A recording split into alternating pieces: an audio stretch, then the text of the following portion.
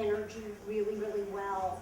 And if anybody had seen that, I just got the opportunity to see the Buck documentary.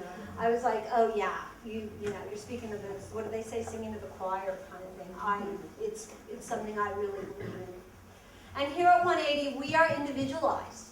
And a lot of people say they're individualized, but I'll tell you what, very few people are actually, can use that word and mean it.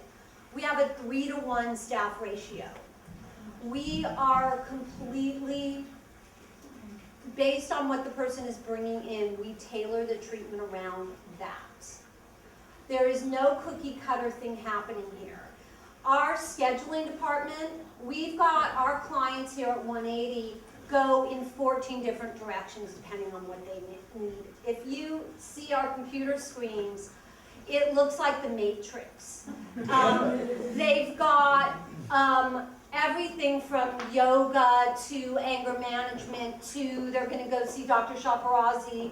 They're going to go, do some somatic experiencing. I mean, it is literally 4 different directions. And so we work really hard at that, and we need a huge staff to do that. And I'm honored to say that we have that. We also are big believers in the integrative approach and the idea that we want that person to be exposed to all their triggers within their recovering environment if possible. We are not big believers that the isolationist model works. I used to, I've done it, the 30 days on an island idea.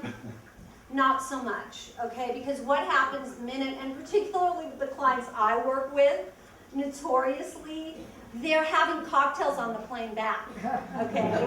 They are on their cell phone with their connection within 5 minutes, okay?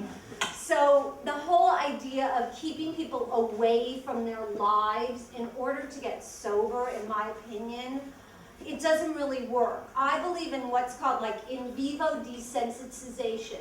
People need to know how to be in life and stay sober as opposed to out of their life and then being flown back into it. That, in my opinion, is a shock to the central nervous system. What I believe is while you're here, go through the feelings, get the cravings, see what it feels like to use your cell phone sober. Tell me about what's going on with you. Let's find alternatives, but let's be hands-on while you're in the process. I don't want you to be by yourself looking through a meeting directory at the ones that are highlighted by the treatment center you just left. I want you to already be in those meetings when you're discharged. We believe in integration, not isolation. That's our mantra here at 180. And I realize, I know Alex is going to talk for a few minutes too, so I don't want to take up all this time here, but the other thing is we have a varied length of stay. There is no magic number. The 30-day model was invented by insurance companies, okay? The idea, I don't know who came up with this, that 30 days is the holy grail, is the most absurd idea ever. I have patients that have come in 10 days and they're still sober. I have people that stay 8 months. You know what? It really depends on what's on board. And what we do is we're really heavy on the assessment end because that helps us determine what exactly we need to plug in. And there's always a trauma assessment. Upon admission, that's really critical. We want to know what's going on holistically on all angles. So we also are big believers in people utilizing their own therapists and their own treatment teams. We work really closely with outside providers so that we like to bring you into the 180 team. So if, for example, if a therapist brought in a patient, what we do is we make you a part of our treatment team. Each patient here has a weekly treatment team meeting. That means they're going to be meeting with their primary therapist, their case manager, their psychiatrist or doctor, and whoever family member or person. We meet weekly with the patient, and together we put our heads together and say, what's working, what's not working. That treatment team keeps the containment, the safety for the patient. So we're really big on doing that. We're partnered, I'm honored to say, with the doctors at UCLA. We utilize a lot of them.